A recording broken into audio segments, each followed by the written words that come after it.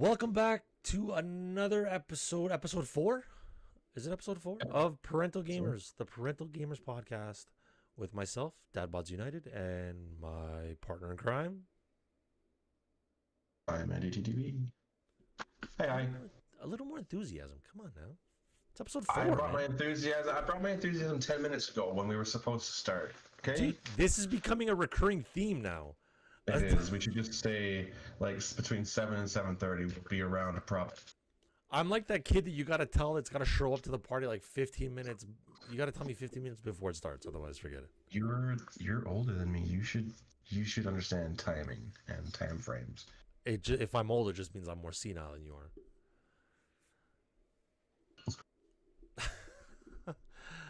We are back with another episode. Thank you all for the listens, the likes, the shares, the subscriptions, the YouTube. You guys, show some love to our YouTube channel. We're trying to build that up. If you have a chance to head over to our Parental Gamers YouTube channel, that would be amazing. We are now available pretty much with all of the major podcast outlets, if I'm not mistaken. Yeah, basically everything. But the major ones that we would like Spotify, Google Podcasts, YouTube, and iTunes. Those would probably be like the three main big ones. But basically anywhere that you can get a podcast, you can get us. And if you want to watch our face holes do our thing, YouTube and definitely Twitch. check out YouTube. Yep, YouTube, Twitch, live on either mine or Andy's channel. You can keep up to date with all that stuff on the Gamers Parental Twitter page. And yeah, we are here today to talk about the games that made us, the games that made us gamers, that got us loving games and all that fun stuff. So before we get into that, we'll do a little recap again. And Andy, why don't you tell everybody who you are and what you're all about? I am Andy TTV. You can just call me Andy. I'm not about a whole lot. I have a stream here on Twitch, came over from Mixer. I try and play a variety of games, but I definitely get stuck with Battle Royales quite solidly. I recently delved out and tried to try and create more content, open my eyes to different possibilities, and I have a YouTube series that I'm calling Andy Plays. And it's going to be little Let's Plays with friends, whether it be one friend, two friends, three friends, however many friends I can get together on an offline capacity and play games. I have one coming out on Sunday with me playing with one of my good friends and a mod in my channel, playing Sims 4. So it's kind of, I'm just trying to do more, do different, have fun. Dude, this could be huge. This could be like the hot ones of video game interview shows. Like, Probably not. But it's just one thing that I have in like the up the sleeve of things I want to try. It's gonna be fun.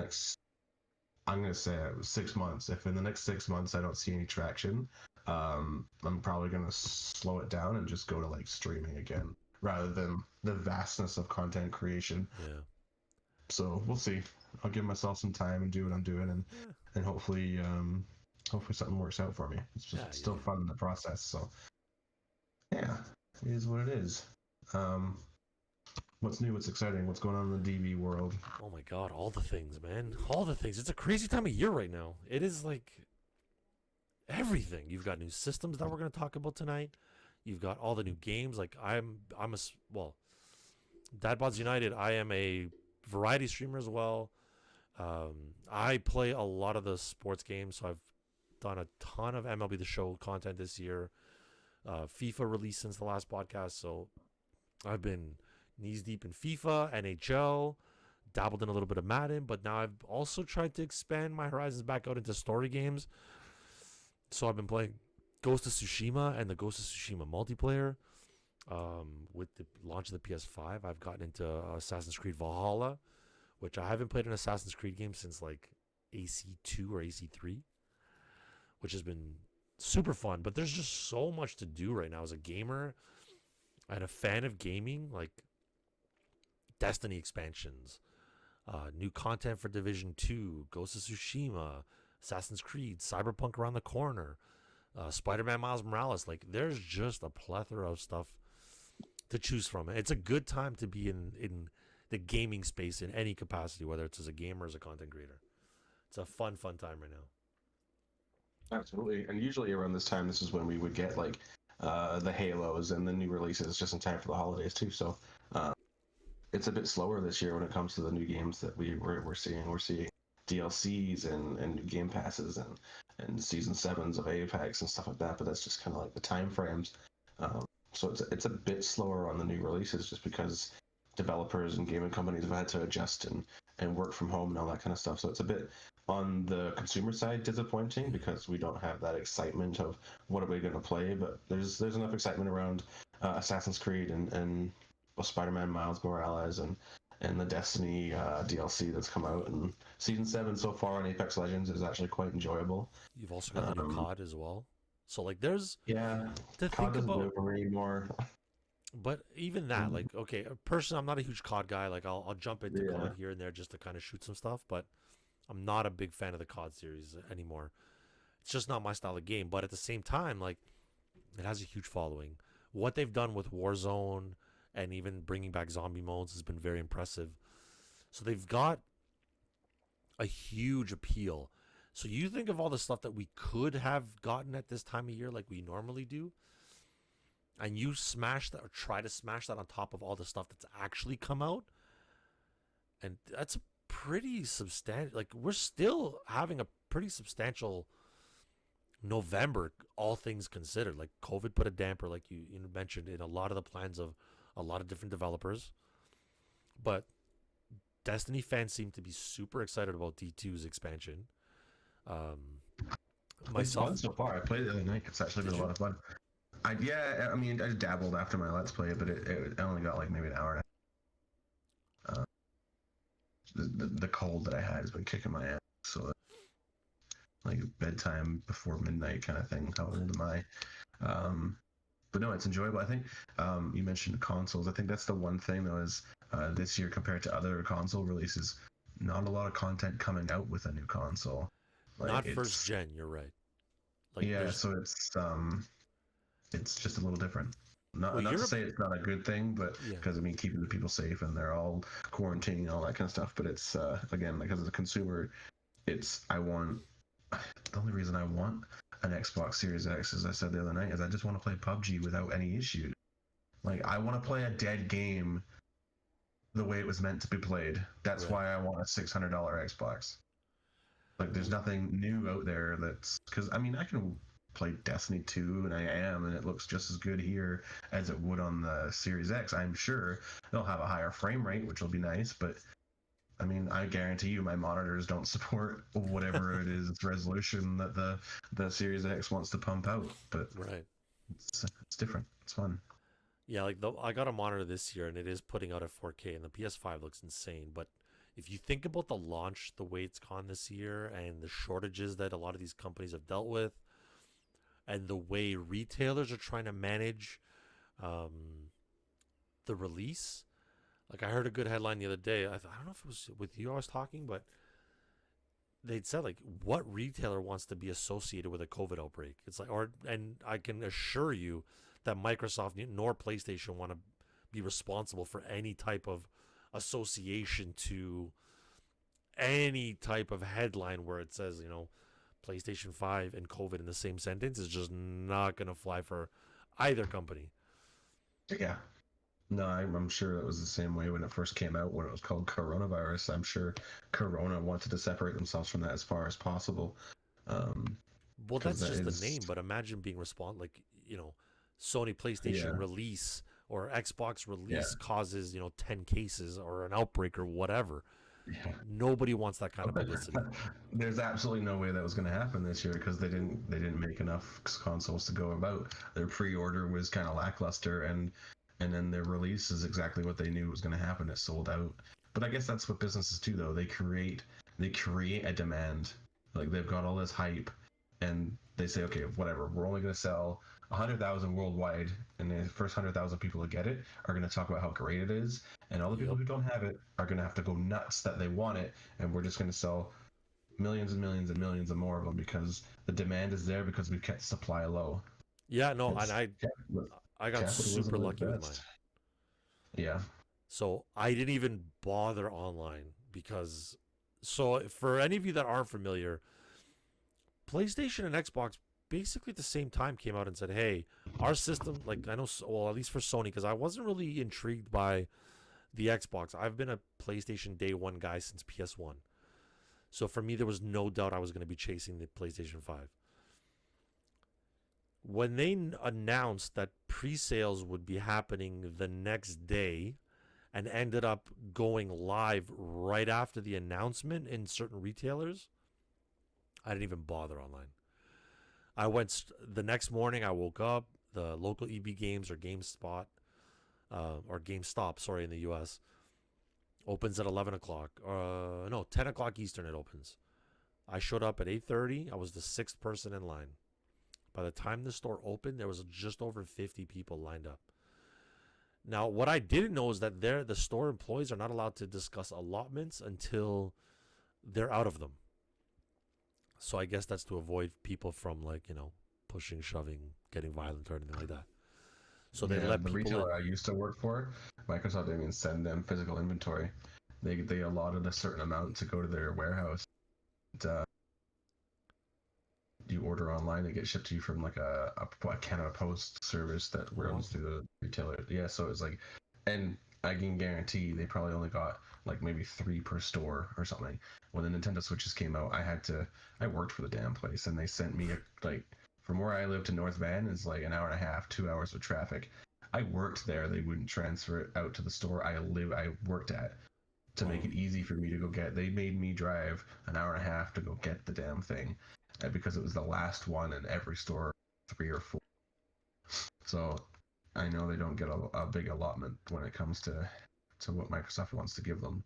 So Smaller footprint, I'm sure, but I'd ended up hearing that there was the magic number for that day was 12. So the guy at the door, they were only letting one person in the store at a time. They'd give you a ticket. You walked in the store with your ticket. You gave it to the cashier, showing that you were one of those lucky 12. I got mine. I put my $100 deposit down, and I walked out. And I was secured. I was done. Over the next couple of weeks, I just went in every once in a while. I paid it off when it was launch day.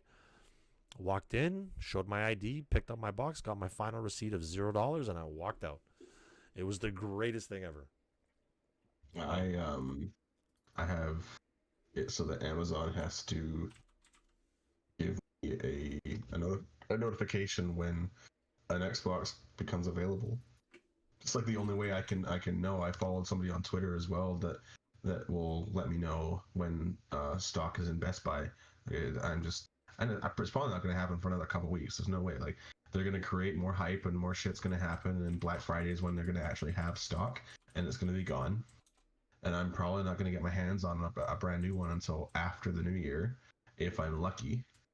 Right. So we'll see. I mean, it's not stopping me from playing games. It's just I want to own it.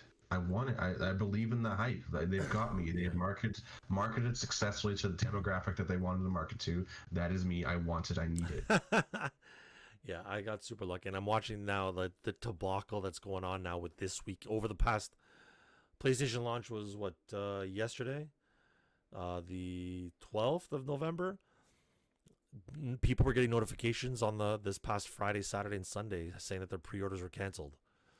Like, how heartbreaking and devastated would you be for like after Yeah. 6 weeks of holding out for this console, you get an email on the eve or a couple days before that, hey, your stuff's been canceled. Sorry, bud.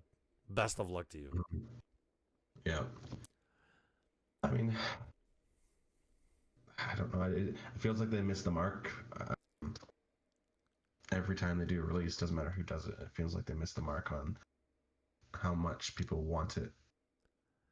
Yeah, I don't know what the strategy But I'm was. sure it's 100%. It's 100% strategic. There's no way they're not gonna put out 7 billion Xboxes and only 3 billion people buy it. That they cost them money. So I get why they do it, but it's like why they could literally just like how many people have an Xbox Live account? Take that number and make that many because Or at least most likely 75% of them. you'll be able to sell as many Xboxes that have an Xbox Live account, almost guaranteed. It's okay. But PlayStation's going to win the race anyway again. Whatever. I don't know. It doesn't matter. I mean, that's a joke that I can't even use on stream for this. But it's Got him. Oh it's man. literally flogging a dead horse. If you guys can. The only reason I want your system is because I want the Spider-Man game. Only reason. I don't care for Yeah. anything else but the Spider-Man stuff. Well, that's the other point too about the hype that they've generated. These companies have managed to generate hype around a system that has no launch titles. Like the does okay, the PlayStation has Miles Morales. I think there's one other that's like a remake, but I don't know for certain that there's another 100% console Yeah. exclusive launch. Well, was it? I think it was in your stream yesterday. They were saying that the like certain games have exclusive trophies or achievements, so you don't Yeah. always get the same things on each Right. platform, which kind But of keeps it interesting. but is But that like that's not worth exactly exclusive content. That's just something. it's a stupid trophy. I'm sorry, I'm not a trophy hunter. I apologize in advance to anybody Yeah. who is. Like I'm not that guy. I want to get through the game. I want to enjoy the story. I want to hear what it's all about. If it's If easy enough, I'm gonna chase it. I'm gonna say, okay, look, that's a for especially for Xbox, like that's 100 gamer score, and they monetize their gamer score. Like if you can get a certain amount of achievements, you can get Microsoft rewards. So it's, yeah, I I get it. mean, it works. I get it until the CRA comes after you for taxes or some shit on it. But whatever. All right, That's it's that's a giveaways for the conversation for another day. stream. Giveaways for the stream. $5 gift cards. Like it's I have so many of free. those It's points. Oh my god. it's free money to give back to people. Like you're sitting here for 6 hours a day playing video games, and you're slowly accumulating these nothing meaningless points. But it's $5 that can get somebody an indie game, or it can get somebody a Yeah. games with gold game, or not Or some games with gold, but DLC or something. something. Yeah, $5. Fuck, it can get Yeah, me $5. Hey, it's something at it's. McDonald's. Oh, McDonald's. Oh Jesus. Uh yeah, I'm gonna leave it at that in case McDonald's is listening. Just McDonald's, we love you. If you are Dad Bods and Andy here, we might consider. Poster childs, like think about it. Yeah, and we've got the bodies for it. We've been doing it. Chats like gift cards are taxable. I've had enough. Can we get a timeout on that one? Anyway, for those of you listening at Um, home. So so we've got if we're moving on a little bit, like we talked about what we played, we talked a little bit about what's coming up. We kind of bouncing in and around all of our topics of conversation, but that's just how these go. For those of you who happen to be interested, birthdays on November 13th. Whoopi Goldberg, 1955, and Jimmy Kimmel was born in 1967 on this day.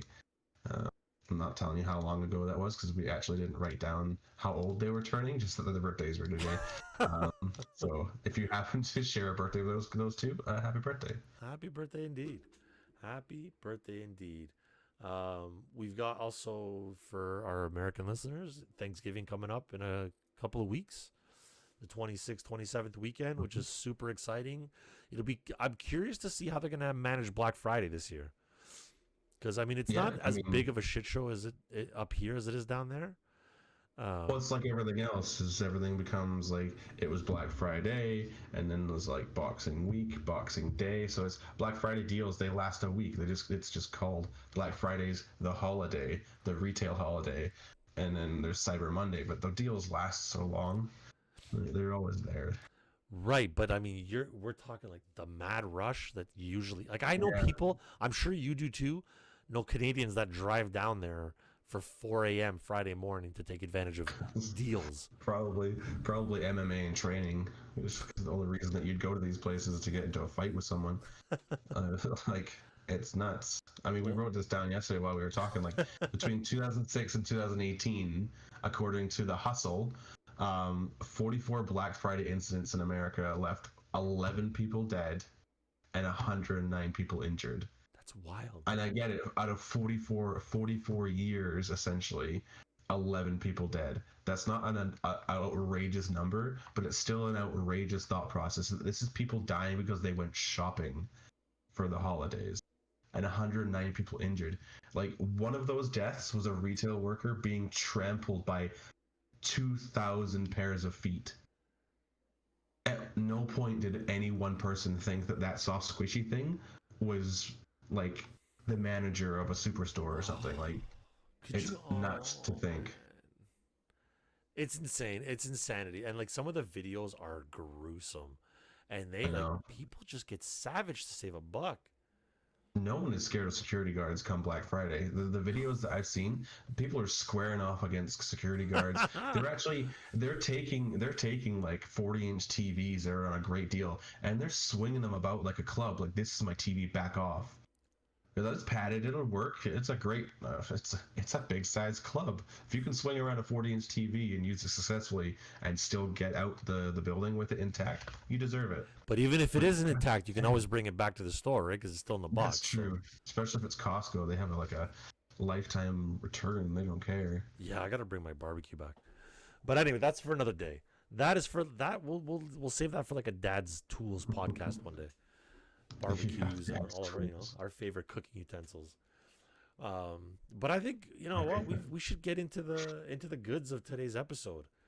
Let's Um, do it. we touched on it a little bit earlier, and we won't get too far into. But the new hardware that came out this week is super exciting for all the right reasons, but super disappointing for all the wrong reasons. It puts situations like these canceling of pre-orders really puts a damper on the excitement around the release. There's a ton of disappointment, and with the evolution of social media, it's kind of taken a it's getting pretty ugly with people that are feeling the jealousy, feeling the heat, um, especially in the content creation realm where people are feeling kind of left behind. Some people, and I think, and I don't want to speak out of turn because I am fortunate enough to have the PS5.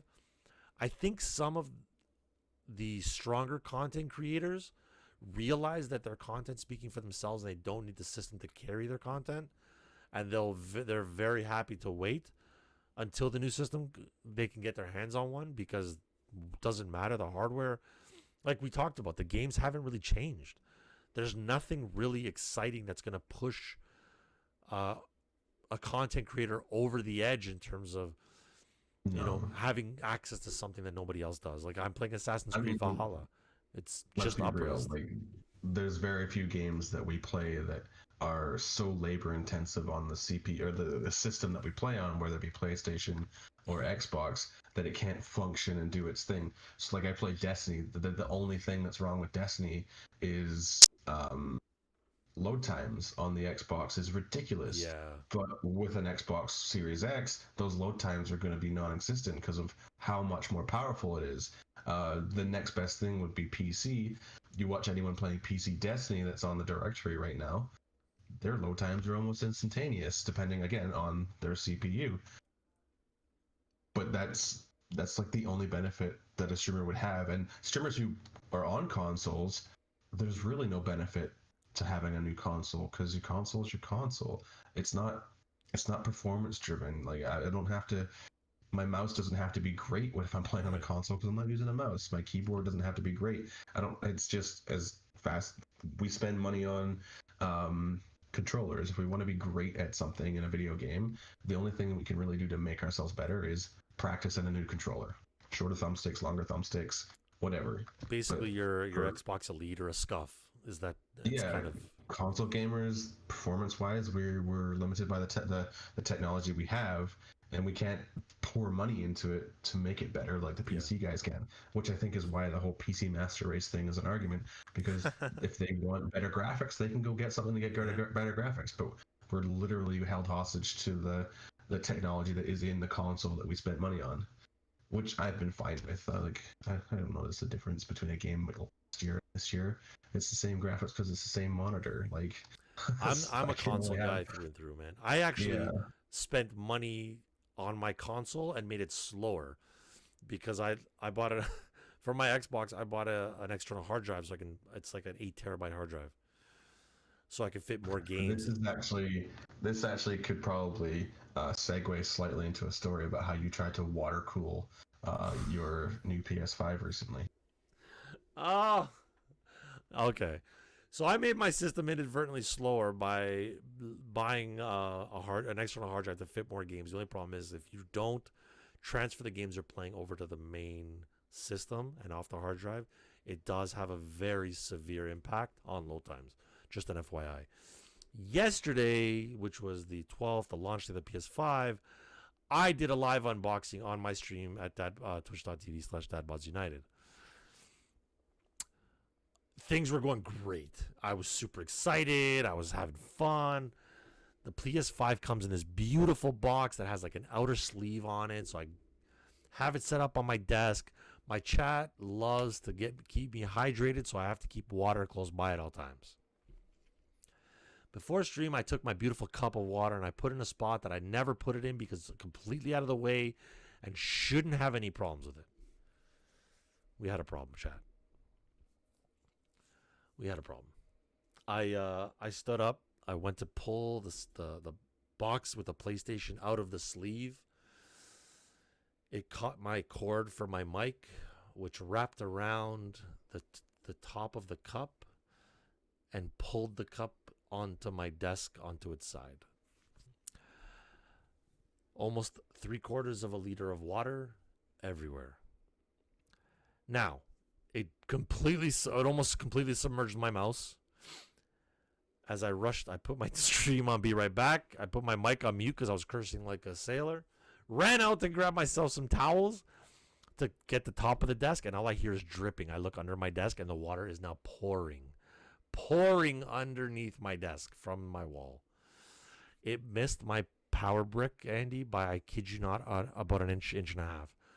To the point where there was like the water splatters, like the splash, all over the components that were on. So I know that there was water on top of. Luckily, there's no open plug slots, and there wasn't enough water on it. Like the base wasn't wet. Another inch.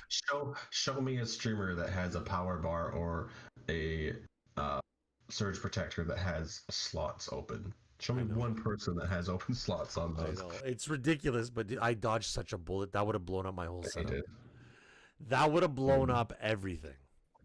I would have laughed. I mean, I'm kind of giggling on the inside right now, but if you had just gone and gotten your PS5 and told me that story and then lost said PS5 because of your chat making you drink water, that just would have been the best. And if I was one of those people to make you drink water, even better.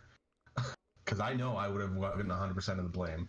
Dude, I lost a really nice mouse in that exchange. Like a beautiful Corsair mouse. Corsair, if you're listening, I love you. Feel free, hit me up if you want to send me a new one. Yeah. Christmas is around the corner. Maybe I bought myself a new one anyway. There you go.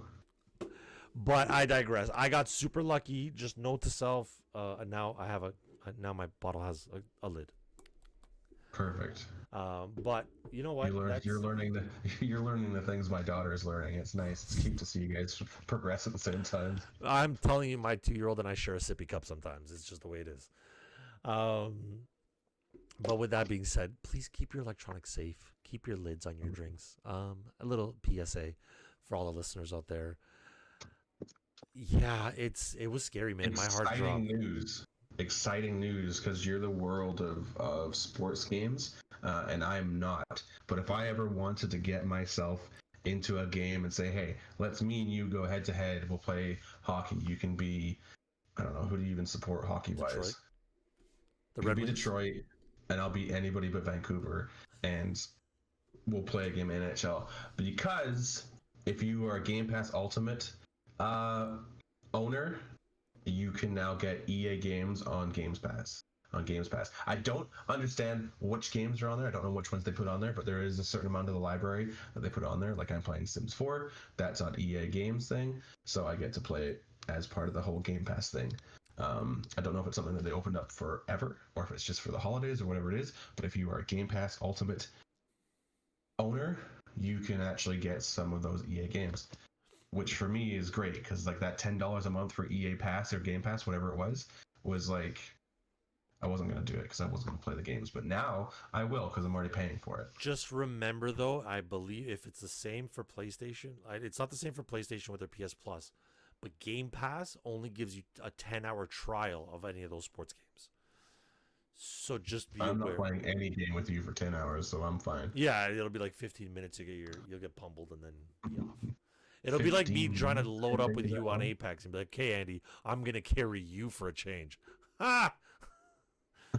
Oh, but okay, so exciting. Away from the sports thing, I'm just on their website right now. Star Wars Fallen Order, like that's on there. That's huge. That's a big deal. So it says added to the playlist, included with Xbox Game Pass Ultimate. That's fucking cool.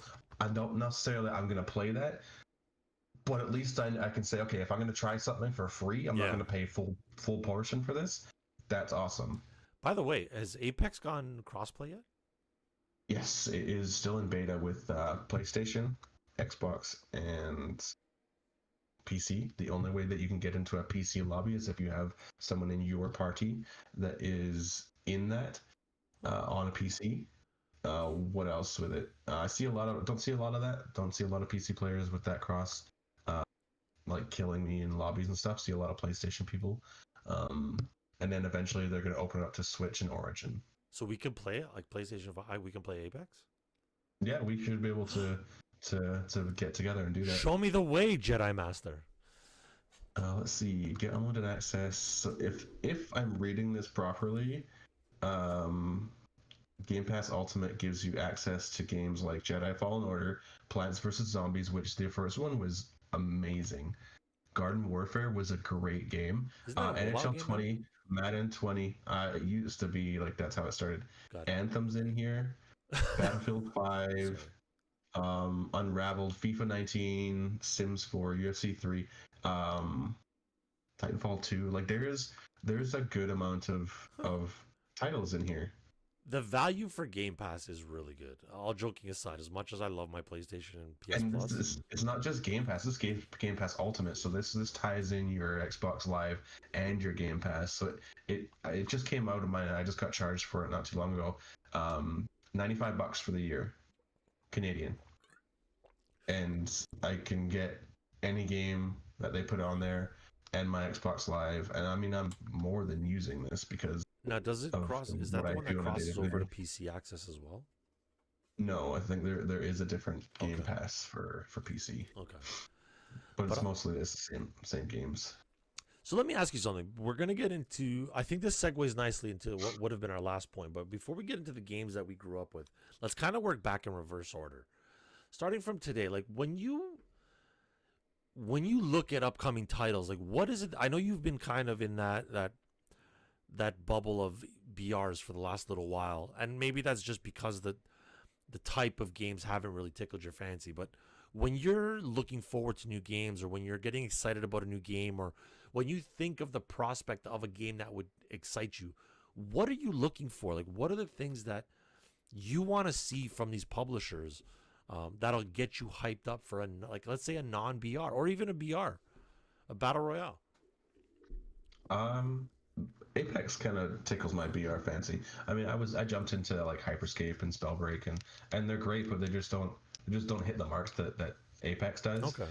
I think Apex actually they probably got lucky in the sense that they have some decent Titanfall lore, and that kind of Right. draws in a lot of people who are fans of that game. And it does for me. Like I recognize things, and the mechanics are somewhat similar because of the Titanfall pilots and how they move around and stuff.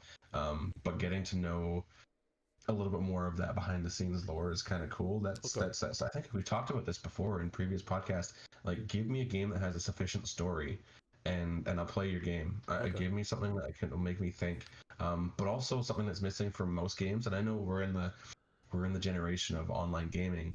But give me a couch possibility. Like I want more cooperative type games, even if they are online. Like, give me a non BR online multiplayer, Okay. like Halo did. Like Assassin's Creed never let you do it. It was on online, like matchmaking, like deathmatch on Right. Assassin's Creed. It was actually a really cool idea. A little slow, a little boring, but really cool idea. I did enjoy that for a little bit, but eh, lobbies took a while to load in that I remember. But give me. I guess the best example is Halo had great stories, but I guess the best example of like a great co-op story game is any of the Gears games would have been great. Would be Yeah. uh, a great example to go from because um, great story, great gameplay, um, likable characters. everything you kind of want from a game. Again, I think like most companies, they strayed away from where they started originally, Okay. because I think it blew up esports wise with like Gears Tactics Yeah. and maybe a little bit too big for its britches. I haven't played Gears since the third one, when, spoiler alert, when Marcus is supposed to have died. Yeah. Um, but I probably won't play another one because I'm so far out of it. I'd have to catch up by playing the fourth, fifth, and whichever number we're on nice. Same with the Assassin's Creed series. Haven't played since Brotherhood or whatever. I'm not going to go back. Well, the cool thing about like Give an me a solid Assassin's story. Creed is they connect to one another, but they're kind of standalone. Like they're not following around like the first three, whereas Ezio Auditore, where you're going through 1, 2, and 3 with the same character. Now they've kind of ventured out to the point where they're connecting the modern day characters, but the memory stuff is like, this is, we're in Valhalla now. This is this time period, and it's open and shut, right? So I think Assassin's Creed does a good job of it that way. But your co-op idea would be great. Like I miss that element of gaming. Like even objective based stuff. Like if you played the Sam Fisher series, uh, when they did the assassin and assassin, you could play as the two assassins and go through like almost like horde mode style, whereas the two of you had 24 um, whatever NPCs, and you had to take all 24 of them down, and you were racing Yeah. for like times and being quiet and all these different achievements. Mm-hmm. That element of gameplay, I Yeah. think everybody's kind of so focused on the mass multiplayer, they're Yeah. forgetting about that intimate multiplayer experience. Yeah, that kind of reminds me of Army of Two. Yeah, Those are two great characters, great story arc, like character, not so much character progression, but they had good backstories that made yeah, them what they were, and then you kind of got to choose which one. But the whole like vaulting up walls, you having to use one yep, person to do that, and just great. So give me good story, give me the ability to play with multiple people, two or more, um, and I just, I'm sure there's a shit ton of streamers, especially on Twitch, bigger named people that would love to get together and play a game like that. Um, just for off the top of it, like a Shroud or Ninja, or Shroud or Choco Taco, like just any of those two yeah, playing that kind of game, just kind of dicking around. It's still a shooter. There's still going to be strategy. There's still going to be this, still going to be that. That would be kind of nice to as a viewer to see that kind of thing. But as a streamer, be able to play that kind of thing with friends. Um, yeah. because I think Having that, that's one thing that if they can keep like the intensity of Destiny when you get into a battle fight and that or a gunfight and that it's like it's that horde thing. It's that yeah, revolving door of enemies, which makes it exciting. You then you're done. You get to take a breath until the next fight. If they can bring that constant excitement with strategy, strategy gameplay, cooperation, and storyline, you have like a blockbuster game. so If right they can now for get me, and everything. it's a shame that it's a first party exclusive to PlayStation. Ghost of Tsushima's done that. Ghost of Tsushima is something I've been playing a lot on stream with some fellow streamers, and it's a 4 player, basically 15 level horde mode. And you get to pick Okay. from 1 to 4 classes, and you can like armor them up in different ways and have different loadouts, different weapons, different gear.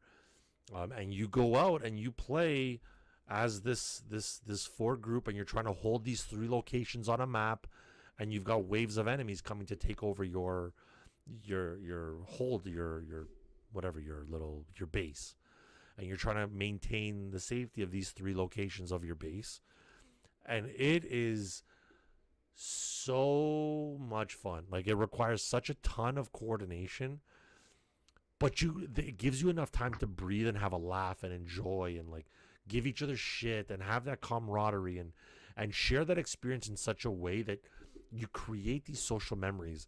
And when as a content creator and a streamer, when you're able to achieve that amongst yourselves and then get the chat involved and they're having a laugh at your stupidity or your fun, or it just creates such an incredible atmosphere of joy that so many games could benefit from.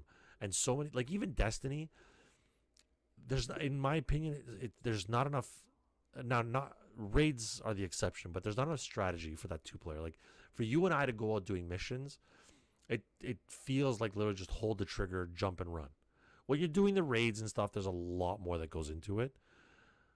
But where you're talking about like Army of Two needing to vault with each other, needing each other to complete different things.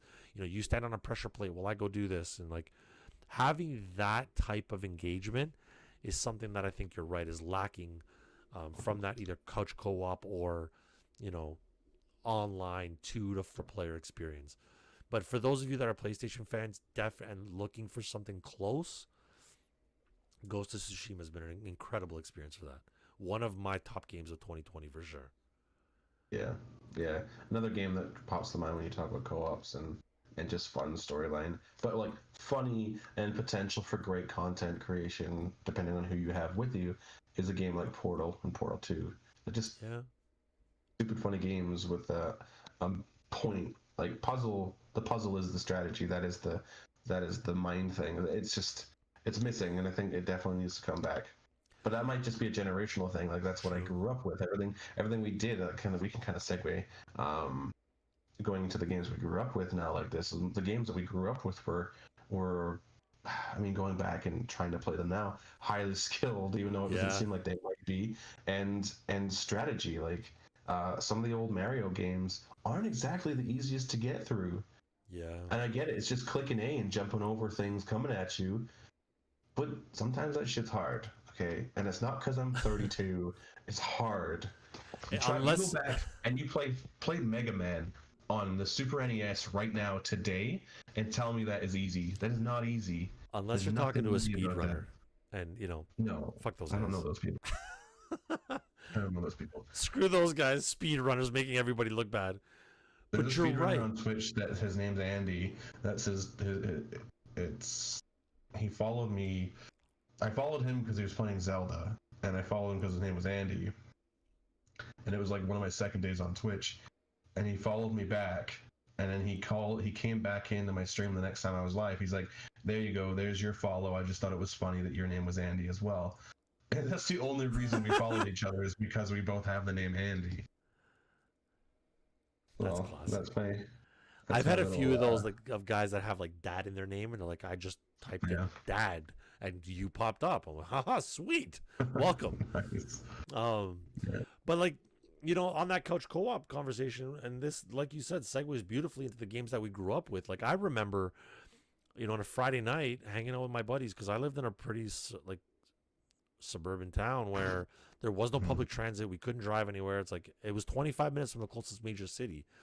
So it was in a basement hanging out with like, I remember the little attachment for the PlayStation 2 and the PlayStation 1 that you plugged one into the 1-player slot, the 2-player spot, and it turned the 2-controller system into a 4-controller system. And then you can split those 4 into another 4. It was epic. Because we would play like FIFA, for example, like 2v2 FIFA was the shit. Lately now, I've been playing pro clubs with a bunch of buddies and like playing 10v10 or 11v11, which is madness. But so much fun. And I don't know if it's fun because the game is good, because there's a lot of fundamental issues with the game, or if it's just the nostalgia of being on the same team with a bunch of your buddies, shooting the breeze, trying to take the game seriously, but at the same time, like ripping on each other for, taking a bad shot or making a bad pass or being lazy just like they are in real life. Like that kind of crossover, and that's such an interesting dynamic that I honestly, I wholeheartedly agree, I think is missing these days. Our 2-player experiences went back to, it might even be the NES, not even the SNES, but it, like, you could play 2-player Mario. Okay, you weren't running the same course at the same time. You let Mario go do it, and then if you couldn't do it, Luigi would come up behind and see if they could finish it. But that was still a cooperative gameplay, trying to get through all the stages. We grew up with that kind of stuff. There's exceptions to the rule. Like Duck Hunt was, I don't think, a 2-player game. I never played it with somebody, but maybe you could plug in 2 guns. I don't know. I only ever had one. Maybe you could, but we only ever had one, so it ended up with me and my brother usually fighting over who's going to get it. And he was bigger than me, so he always got it.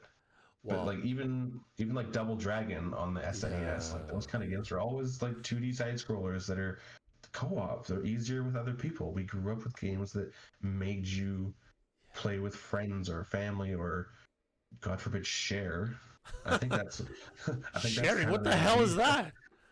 I mean, coming from a family where there's only two children, sharing was a necessity. Yeah. And we only had one Game Boy, which was terrible on road trips because I never got it. If I wasn't playing Connect 4, I wasn't allowed to play anything else. You ever try playing Connect 4 by yourself? I don't want to talk about my childhood. All right, well, we'll skip out of that one. But like, when I talk 4-player experiences or like 2-player experiences, one of my favorite games of all time, and we'll talk, and we'll just jump into that now because I can't wait to talk about it. And I was so surprised and somewhat disappointed that you haven't dabbled in this when we talked about when we got ready for the episode the other night. But Teenage Mutant Ninja Turtles Arcade from 1989. I know it's before your time, and you were still, I'm not going to make the joke, but everybody's thinking it. You were still a wee baby. Like, dude, that was one of the greatest Ninja Turtle games of all time, and one of the most incredible games of all time. So, in my defense, I have played it, but it never stuck for me. Oh, yes. Because I was so young trying to play it, it was so frustrating. So hard.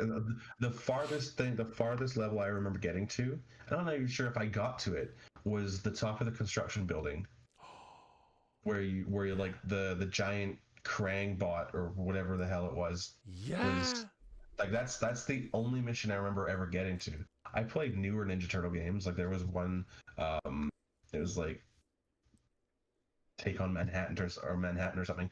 Absolutely terrible, hit and miss. It was like S-class missions, but 4-player. I don't know. The fighting was terrible. It wasn't what I wanted out of that game. But again, it's an attempt. The Turtles, they're never going anywhere. Someone's always going to try and make a game. Someone's always going to try and make them famous again. It is what it is. It'll always be there for me. Not to say that my local retailer doesn't have an actual old arcade box. It's new, but it's got the old games that would go right behind me if I had $600 to get it. With a matching Ninja Turtle stool with all the games on it. Now, trust me, I would get it in a heartbeat if I had the money to do it. Dude, that Ninja Turtles arcade was incredible. And honestly, that game, I remember leaving my Nintendo on for days. Because kids listening at home, we didn't have save and pick it up tomorrow. Yeah. I left that. I remember the first time I beat that Ninja Turtles arcade, I left my system on, I swear to God, it was 4 days. 4 days straight. And that thing took, and if we had had like a power surge or a power outage, I would have been it would have been like a death in the family. Like an absolute death in the family. It was so hard. It would have been heartbreaking. But I remember like every step, there was the level that was like the Asian theme level where the tigers would come off of the tapestry on the wall and they would run at you. Dude, that game had everything for me. But the fact that you could pick up and play with a friend, if your buddies came over, had a younger brother or whatever, and you wanted to pick it up and go, it was the greatest thing ever. And you could get 4 into one game on the console too. If you had enough controllers, you could get 4, especially on the SNES. Maybe not the NES, but it wasn't it wasn't available on SNES. It was just the original NES. So I don't think you could. I think it was a 2-player experience. It was available 4-player if you played in the arcade on on like the big stand-up box. They had the custom 4-section controller system, which was awesome as hell. But that goes down as one of like my top probably 3 to 5 games of all time. So for sure. The second one then, because I know there was a SNES version. Maybe they remade it for the SNES so you could play 4 players. Turtles in Time. Oh no, it was a different one. On the SNES. That was a different one. But how about yourself? What's a game that sits in your top 5 that's like just fondles your heart every time? Going back from the start, Ocarina of Time. Very first game I remember falling in love with. Legend of Zelda, Ocarina of Time. Why? I hated Zelda games. It's just, I played Zelda on the SNES, so I had like a history with it. It was lots of fun. I don't remember beating it on the SNES, but I do remember playing it a lot. Just lots of memories with it, and Ocarina of Time was just like, for the Nintendo 64, I thought the graphics are great. You play it now, it's literally triangles put on hexagons and circles, and like it's very obviously polygons that move, and but it's still the best polygons ever. The story was great. The puzzle mechanics were great. Um, the characters were funny. It's just an all around really great game. And I know it's popular amongst I think all of the Zelda franchise is Right. super popular in the speedrunning realms. Like super popular in the speedrunning realms. I watch people from Mixer do like Wind Waker speed runs. People are like, though I don't even know what the world record in speedrun is for Zelda Ocarina of Time. I don't have it out right now, but I got a little ocarina from Wish. Huh. And it's just it plays and everything. If I knew how to play it, I would. But it's a little Interesting. ocarina that has a little hand that holds it. I fucking love Zelda. Interesting. I wasn't Majora's Mask another big one in that era as well. Majora's Mask was the same. I think that was maybe um, like 3-4 years later. Really big, really great. Never played Majora's Mask. I don't know why. I don't think. I think maybe I like played myself out of Ocarina of Time because I played that game and beat it not once but like 6, 7, 8, 9, 10. Like I kept Wow. playing it and trying to be like it always brought me back to try and beat it again. Wow. Um, yeah, because there's always something that you miss, or there's like collectibles, and there is a completionist portion to it, Okay. but you just have to keep going. So I watched like playthroughs, and back in that day, you actually had like game guides that you could go to a local geek Right. shop and buy The a big book. thick magazine and go through. Not like, I mean, I'm sure you could now, but we could just go on YouTube and do the same thing. But in 1998, not so much. I still have some of those kicking around. Like even the Batman Arkham series, I have some of those and Yeah, stuff. Those were yeah, great games. Like I was never a fan of Zelda. I was never into the whole lore. I wasn't until the Zelda for the Switch came out that I actually got into any type of Zelda game. Breath of the Wild. Yeah, And even I that, I played don't that one enjoy it. too. I don't. I love the puzzle, the openness, the colors, the graphics. Yeah, It's gorgeous. I don't like yeah, the whole like broken weapons and that kind of stuff. It kind of drives me a little crazy. I get the yeah, appeal. I understand it. It's just not my style of game. But I can totally understand why it has such a loyal and passionate following. yeah. Um, so that that's a those are two very loaded games and very very different styles of games. I only put two Mhm. games on this list. Like I've never had that completionist mentality. Even the replayability. There are very few games that I'll go back and replay. In my life, I can count all of them on one hand. Um, Horizon Zero Dawn, which is recently, I've played through that twice and I've started it a third time. Um, the I think it's Blacklist, Splinter Cell from recently. I've played from Xbox 360, and then they upported it to Xbox One. I've played that twice. Um, and the third that I've played through fully multiple occasions. What the hell is it called now? Wow, you know you're old when you start with all three in your brain and then you talk yourself out of remembering the third one. I mean, to be fair to us, we only came up with a list of two, and then I've there totally was probably derailed a that, but reason yeah. for it. And that's fine. I get it. As far as replayability, Ocarina of Time is like right out there for me. I played it a bunch of times. I would go back all the time to it. Uh, Other games I can't say so much. I like other than like the Mario Karts and stuff, but no story to that. Like there's no the only reason you keep going back to that is to just beat your friends and that. But Ratchet to and Clank. replay a story, That's the Ratchet other and one. Clank. I play all of those multiple times. I love that series.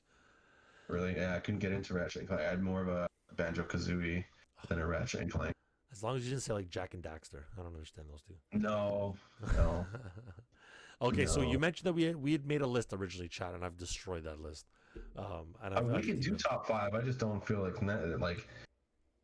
What's your being second top one on the five. list? Because I can't even think. the second one on your Halo. list is pretty substantial. Halo. It came out. So today's the 13th. Tomorrow Saturday. So Sunday, November 15th is the anniversary of the original Halo game. Wow, November 15th is when it released with the console. Um, I didn't know that. it was part of my looking things up and dates and stuff. I was trying to play I it didn't. off as like you just came up with this amazing fact, and we're Well, presenting it to the I chat. know it launched with the OG Xbox, but I just Jeez. didn't know it was that many years. But what is that? How many years ago is that then? When 2001. That's 19 years. yeah, That game's 19 years old. I just remember it having a 15-year anniversary, which I thought was the Master Chief Collection when that came out, right? Because they yeah, remastered some of and it it. still plays I great. thought it still does. Um, Great. I don't know. And so going back to a game like that now, after we're used to like actually being able to sprint in games, that's a hard sell. Yeah, Halo is a hard sell if you're used to fast-paced games. Um, Nostalgia is there. Playability is actually quite there. Like the replayability is there, right, just because like you're attached to those characters and you want to see more. I was more likely to watch or play the Master Chief Collection because I could play back to back to back to back rather right, than play one, wait, play the next, blah blah blah. But that was the first game I played online. It was my first multiplayer experience of playing Slayer on any map ever existed. It was just I remember sitting because at that time we had to. It was a smaller house, so we had the setup in the kitchen. So it was me and my brother. We would try and set up the Xbox. I guess it was maybe just wow, closer to the router or whatever, and that's how we played. And it was just I can't even remember the name of the map, but if you put me in it, I know where I'm right. going because it's where I spent like 5 years of my life, and it was just great. Like 2001, I would have just gone into high school. I got out of high school in 2006, so I played that game through high school. After high school, I met friends. Um, I was the best man at his wedding. We bonded on Halo. We played duos on Reach and Halo 3, and we played on Halo 4. We've gone through all of them. We played every single one of those games. So Halo, just the franchise alone, is always going to be one of my favorites because of who I've met because of it, Right. and because of just how it makes me. It's just one of those games. Yeah, I was never big Halo. So Like my games were more like I was more of a platformer side scroller. I didn't get into shooters until I was like much older because yeah, it was either platformers or sports. So I was playing like Ninja Turtles or the second game on my list is this one right here for those of you that are live with us on Twitch. The X-Men arcade game for the Sega Genesis. I was a huge X-Men fan in the 90s, even though I'm a big DC guy. X-Men was the shit. And so a couple years ago, when I was able to find a copy of this with like book, poster, everything and fully intact, I was super excited. And I've loaded this up periodically, and let me tell you, I don't know why I loved it so much because it sucks nowadays, but it doesn't hold at all. no, But the memories and the fondness I have for those memories is so important to my life. Um, I just loved the side-scrolling action, and we come from different generations too. So like we're only like 4 years apart, but that 4 years in terms of technology is a big gap. So like even you can see in our lists, like mine are 2D side scrollers, like meh graphics. You've got like Halo One was a huge evolution graphically for yeah. gamers. I mean, don't get me wrong. I do have games that are like close to my heart that I used to play. Like in Nintendo, they have The Lion King, they have Aladdin, they have uh, Toontown. We didn't even get to talk about it last time. Like Toontown was a great game. But there's so many of those like really hard older games that they didn't leave as much as an impact. If you ask me what my favorite games of all time are, those are going to Right. be my top two. And I'm sure in 5 years that's going to change. If I had to go top five, I'd put Titanfall in there, not just Titanfall 1, not 2. Really? Titanfall was a great game. Wow. If you think story, multiplayer, Okay. I think it was well done. Titanfall 2 was a bit more of a reach, but I enjoyed Titanfall. I played that game with my friend a Definitely didn't get the lot. love it deserved. Yeah, maybe, and I don't think it was maybe before its time. I think it was just they said it was a COD cut and paste, which I didn't Right. feel. I didn't feel that at all. Interesting. Um, that would that would be maybe my top three if I had like Wow. gun to my head kind of thing. That's But top interesting. five would be hard. It would have to. I would say probably Apex is up there as far as a favorite game, Okay. and maybe the first or second Assassin's Creed.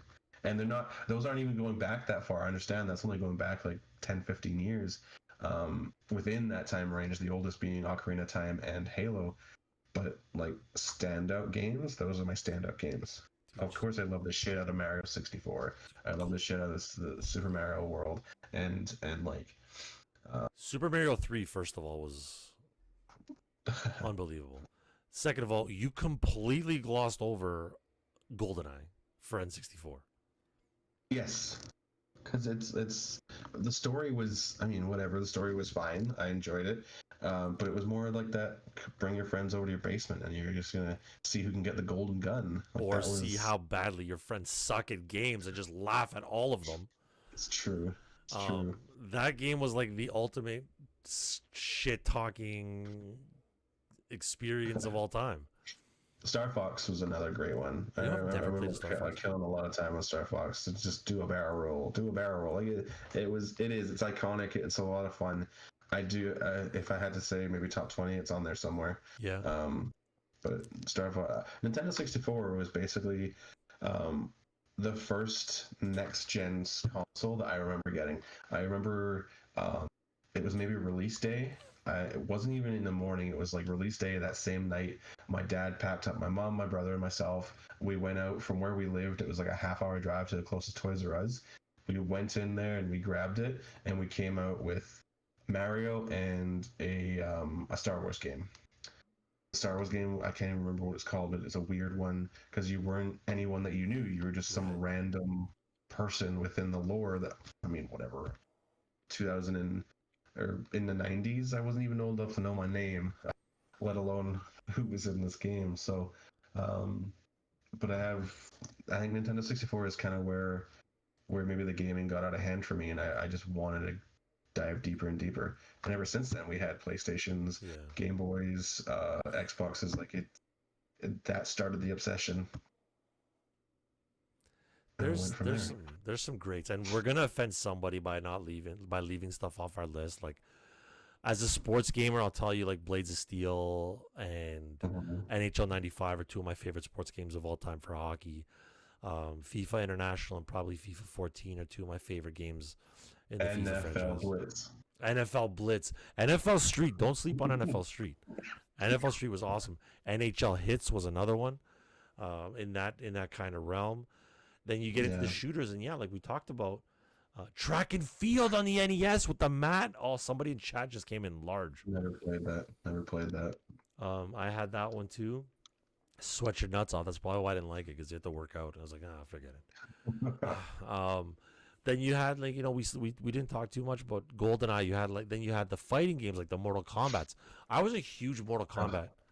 I still have the 3/4 inch discs for Mortal Kombat 1 for the PC.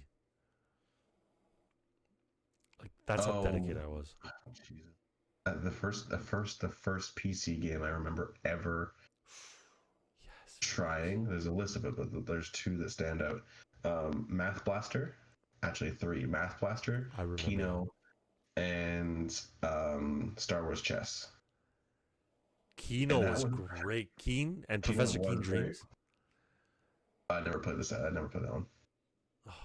Keen was. I only played Kino. Is it Kino or Keen? I thought you might be right. It might have been Keen. Keen. I'm not sure. Mike Tyson's Punch. Oh man, there's so many games, man.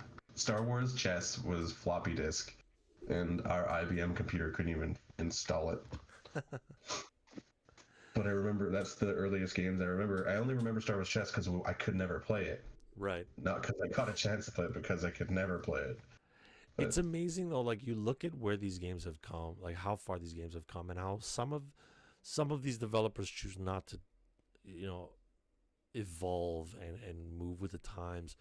Some of them have gone the opposite direction and devolved and have kind of given into the fanfare of mass production and sales and trying to give the gamers what they think they want rather than what was successful.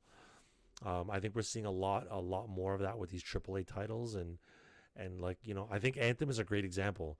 I think Anthem had all the promise in the world and just fell flat on its face with promising too much and not being able to deliver what it was going to do what it was promising to do really well. Yeah, I never got on that. I bought that bandwagon myself. I watched people play it, and I wasn't impressed with how clunky it seemed. So it was. Yeah, I'm glad I never spent that money. The ideas behind Anthem were solid. The concepts, even the introduction, like getting started, was really good. It just Hmm. had nothing. There was nothing going for it. Like it just had nothing exciting about it, and just Hmm. fell flat on its face. Which is unfortunate. And there's a lot of games like that. Yeah. Archon, I don't. No, There was somebody in chat just mentioned Archon. I'll have to look that up after. I think I just remember the name of one. It was called the Gauntlet for Gauntlet Legends. Gauntlet Legends. I think That because was it an was kind of arcade like game that a. was really good. It They was redid almost that kind of for like a Xbox. Diablo. Yeah, I Diablo think was huge. they redid it for the Nintendo 64 too. I remember playing it on that. It was a We lot of haven't even fun. touched on like MMOs and like MOBAs and like for Oh, me, Jesus. I was never a MOBA guy until the last couple of years. I played a little bit of League of Legends. Hmm. Warcraft, I dabble in here and there. I know you've played a little bit of Warcraft as well, right? A little bit of Warcraft. Yeah, I played a little Warcraft a long time ago. Again, actually, same house that I was playing Halo. Computer set up in the kitchen, so was the Xbox. But I played the World of Warcraft. I was like a night elf night elf warrior or some shit, if I remember correctly.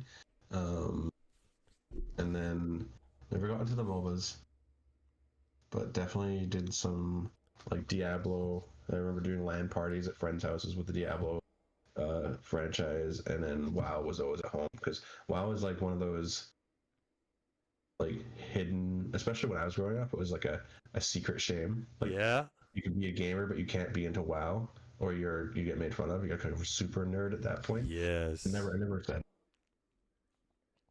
Somebody in the chat mentioned Eve. I never played Eve. I've heard about Eve. I've recommended Eve to people, but I've never played it. It's like a space MMO.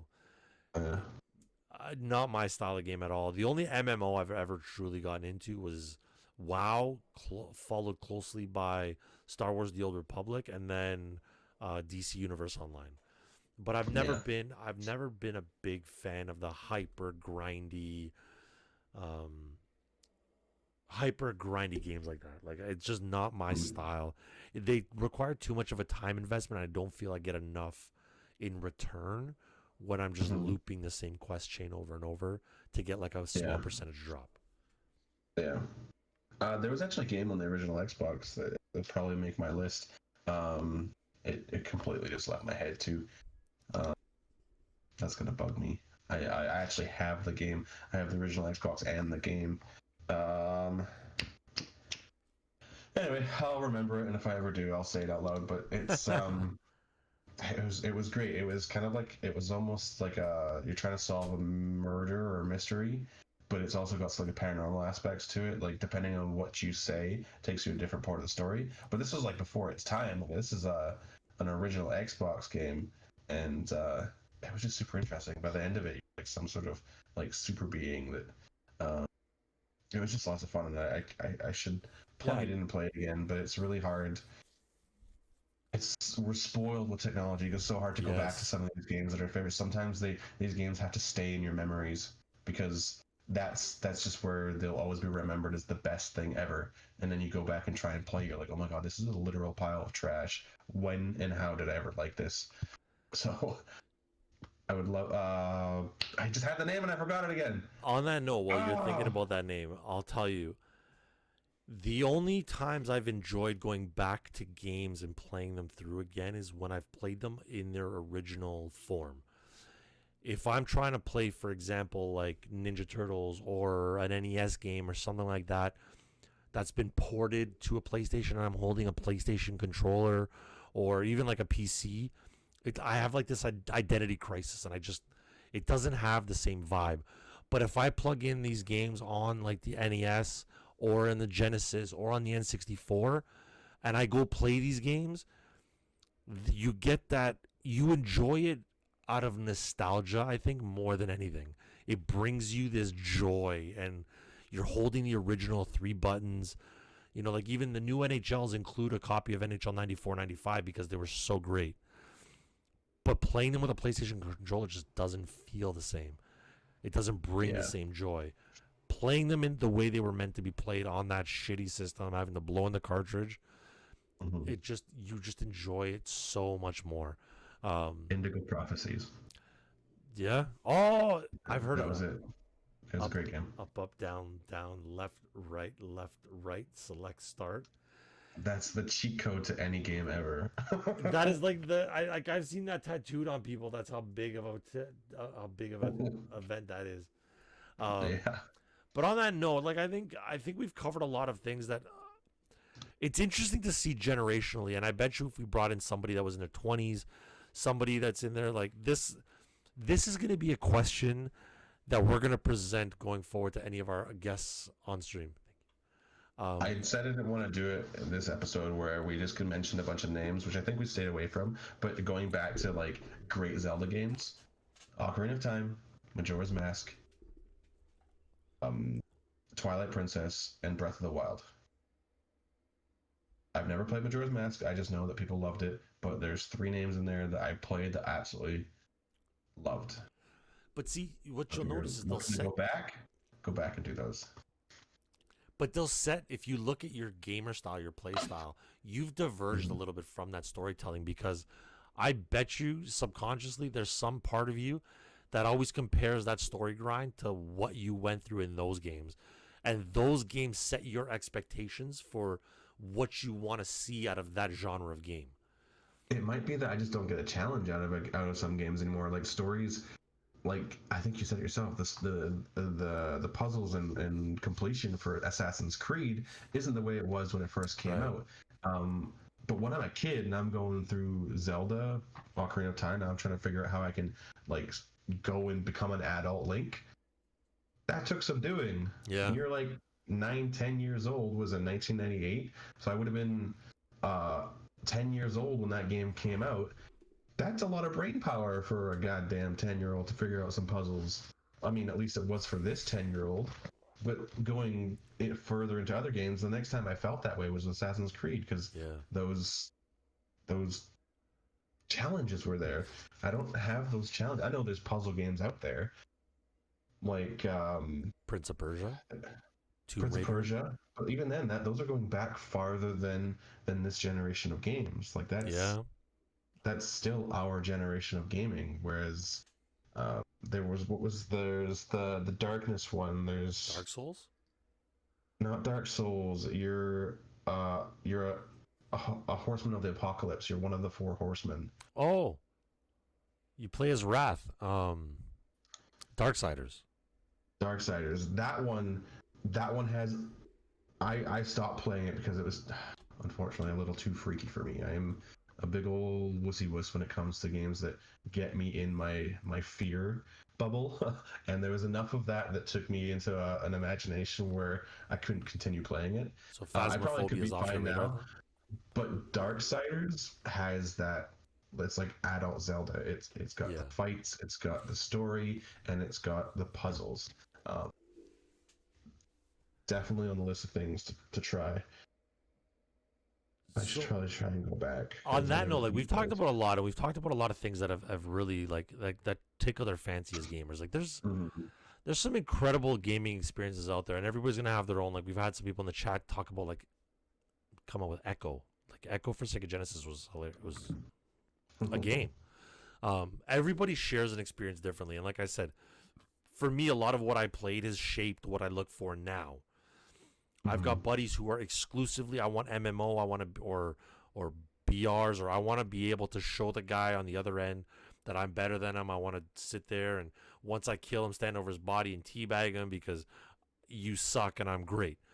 For me, it's always been the story. It's always been the evolution. It's always been the growth, the progression, the how did this character get to where he is? How do I navigate this character's life to be the greatest ever?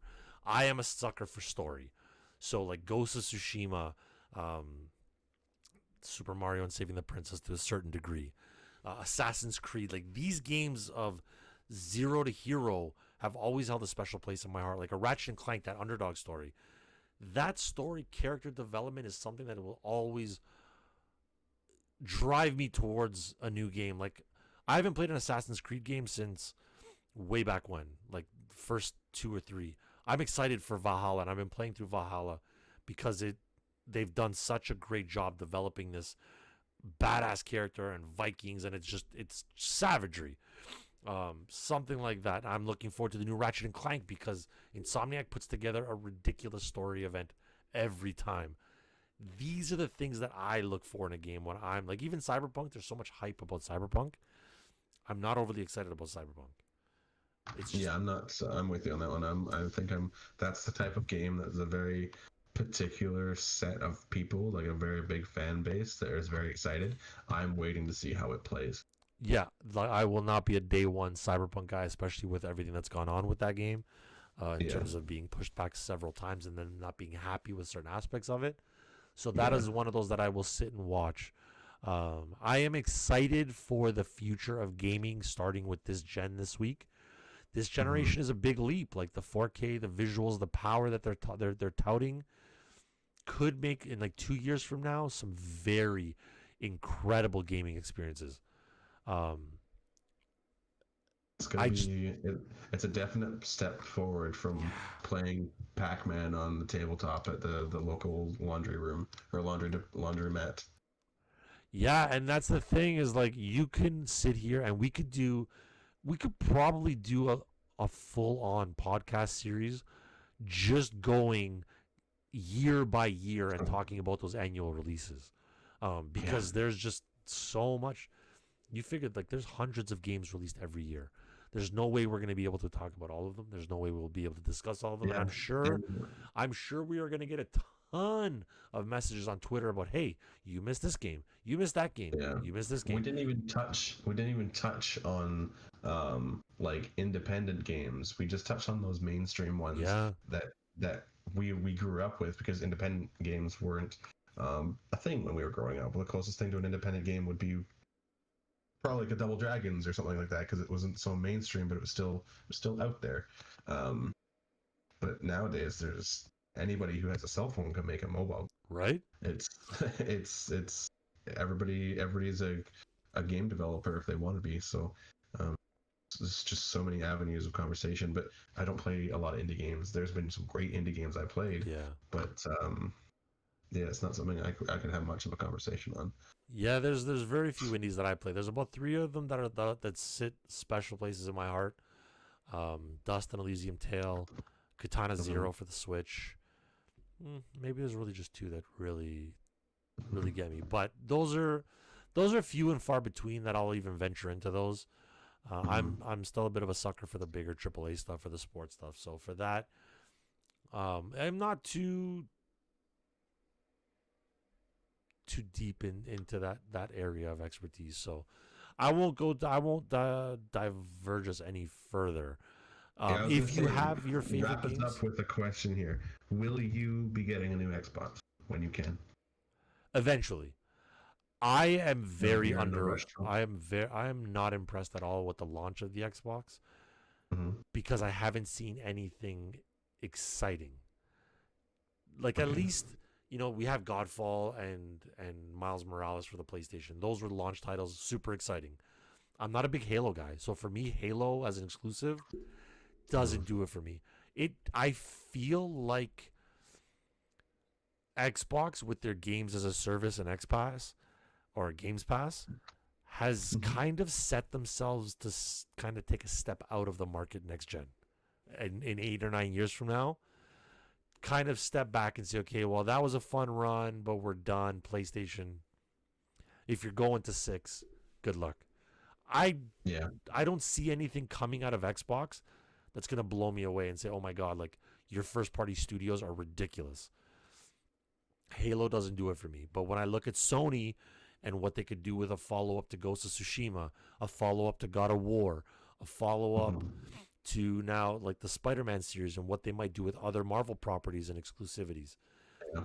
There's a Well, lot keep in of mind, Microsoft's recently acquired a couple big names in the development stage that were producing Sony exclusives. So there might be some things that you're used to seeing as exclusives that aren't going to be anymore. I I want to can't see see less. Microsoft being as silly as taking an exclusive and making it exclusive somewhere else. They're Yeah. just going to open it up to another marketplace. Why not double down and make Yeah. twice the amount of money? Like, And I'm good they're with not that. going to do it. Yeah, I'm good with that. I'm looking at what we're looking at right now. Somebody in the chat just asked, yeah. aren't the aren't the new Xboxes overheating and smoking. So no, that was debunked. That was just some dumb kid putting his vape pen underneath his Xbox and making it look like it was smoking. Smart So though, if you think about it. If I had a friend that was like, "Hey, dude, can you make it so that these are unwanted? Like, let's make something so outlandish that people are like, oh, I'm not gonna buy this till they fix this, and then there's actually something in the store for me to go buy right now. I'm fine with that." another question in chat. So for those of you listening at home, there was a situation at Ubisoft Montreal Mm-hmm. where there was some sort of hostage situation that took place. The details haven't been released about the actual situation that occurred inside. However, at this point, which is 11:30 Eastern, the situation has been cleared, and everybody Mm-hmm. within Ubisoft, from what they've announced, is safe. There is a So police what I investigation going saw on on right the now. 6 o'clock news was a 911 call was made, and they went floor by floor, room by room, and they cleared it. And they have still yet to find anything as to why that phone call was made. Could have been a Um, swatting situation. yeah, I mean, could be anything. It was originally called in as a robbery in progress, but I can't imagine like going to a Ubisoft. What are you gonna steal? You're gonna steal developer Xboxes. There's nothing there. That's the thing. Is like Like, outside of Assassin's Creed, there's nothing that would cause gamers to rage. I mean, they're yeah. not going to sell you So Xboxes, but maybe they were looking for dev kits. I don't know. But on yeah. that note, I think this was a great conversation, and this is definitely something that we're going to continue to touch on in future episodes, and we'll come back to as the nostalgia goes. We want to hear from you, so hashtag PG Gamers. Um, uh, that's what we had last. That's what we've been using, right? PG. PG podcast. PG podcast. I'm sorry. I'm sorry. I'm sorry. I tried to go off No, it's fine. off my top of my head and I messed it up. But yeah, hashtag PG podcast on Twitch, Twitter. Hit us up. Let us know what some of your favorite games are, nostalgic games are. Some of those niche games, like somebody put in the chat, Factorio. Sure, bud. But yeah, let's hear it. I want to hear. Like some. I've seen Factorio. I know what it is. Not my cup of tea. I think it's cool. If you've ever seen the end game Factorio stuff, it's incredible. Mhm. But it's a lot of effort to get there, and it's a very solitaire game. So and there's the educational learning curve on that is pretty impressive. But Yeah. on that note, please hit us up on Twitter. Follow us anywhere and everywhere, wherever your podcasts are listened to. Drop us that love on YouTube as well. Andy, where can people find you and find us? Because I've destroyed that. Okay, so we're gonna reiterate this one. On Twitter, you can find us at Gamers Parental. Again, that's Twitter at Gamers Parental. If you follow the bio, you can hit us up on our YouTube links. If you go to Linktree, it's linktr.ee Parental Gamers. You'll find all our links there to all the places you can watch us, listen to us, and you can also go to anchor.fm and type in Parental Gamers. You'll find anywhere and everywhere to listen to us as well. Our major pushing points being YouTube, Spotify, and iTunes. That's kind of our focus. It just makes sense for us to do it, but we are everywhere else. Personally, you can find me at I am Andy TTV on all platforms, Twitch and Twitter being my main outlets. My YouTube, I don't have 100 subs yet, so I can't change my URL. We're working on Massive it. URLs. I've got 80 on there, so I'm hoping with the new content that I'm releasing that I'll be able to grab those next 20. But again, all that kind of stuff is on my Twitch. I am Andy TTV. And DB has all his apps and stuff are different, so he's going to tell you right now how you can find him.